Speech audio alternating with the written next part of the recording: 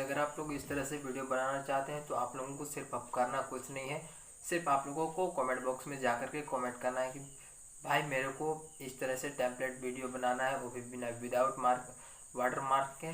तो मैं आप लोगों के लिए बहुत ही जल्द इस तरीके से वीडियो लेकर के आ जाऊँगा।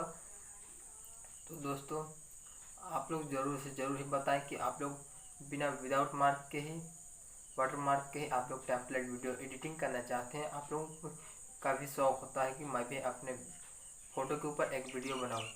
दोस्तों आप लोगों का इस तरह से इंतज़ार ख़त्म हो जाएगा, आप लोग आसानी से आसानी तरीके में बना सकते हैं। तो दोस्तों आप लोगों को इस तरह वीडियो चाहिए तो हमारे चैनल को सब्सक्राइब करके बेल आइकन को प्रेस कर लें। साथ में इंस्टा का नाम है सुमार पटेल ऑफिशियल, उसे भी फॉलो कर लें।